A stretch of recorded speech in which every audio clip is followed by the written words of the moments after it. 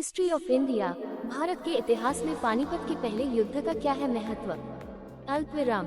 भारतीय इतिहास में कुछ युद्ध के मैदान बहुत मशहूर हैं, जिनमें पानीपत शीर्ष के नामों में शामिल है।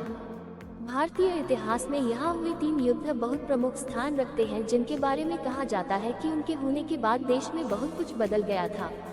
सबसे पहला युद्ध 21 अप्रैल 1526 में लोधी वंश के अंतिम शासक इब्राहिम लोधी और बाबर के बीच लड़ा गया था। हालांकि इसके बाद दिल्ली सल्तनत का अंत हो गया था।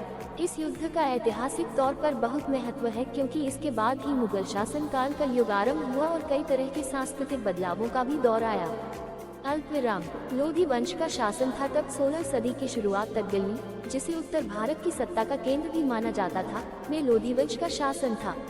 इब्राहिम लोधी 1517 में अपने पिता सिकंदर लोधी की मौत के बाद दिल्ली की गद्दी पर बैठा था। उस समय दिल्ली की सल्तनत की जो कुछ कम होता जा रहा था।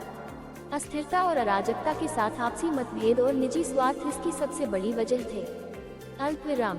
सिलसिलेवार हार की शुरुआत दिल्ली की हालात की वजह से अफगानी शासक बाबर की दिल्ली पर आक्रमण करने की लालसा प्रबल हुई।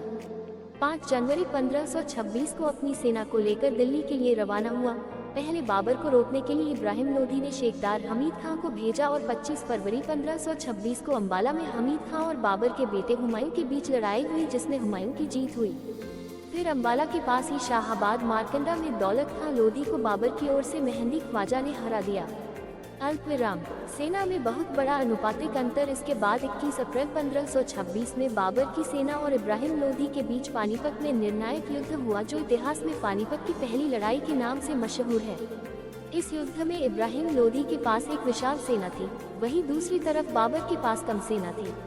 एक अनुमान के अनुसार जहां बाबर के पास केवल 12 से 25 हजार सैनिक ही थे, तो वहीं इब्राहिम लोधी के पास 1 से 1,10,000 के आसपास सैनिक थे। लेकिन इसके बाद बेहतर हथियारों और रणनीति के आगे बाबर की सेना के आगे लोधी की सेना बौनी साबित हुई। अल्पविराम।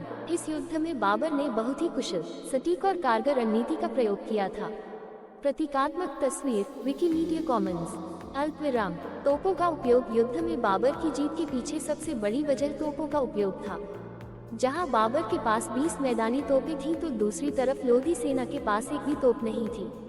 इसके अलावा तोपों की आवाज के कारण इब्राहिम लोधी के हाथी घबरा कर इधर उधर भागने लगे थे, जिससे लोधी के ही हाथियों ने अपनी ही सेना को रौंद डाला था। अल्पविराम।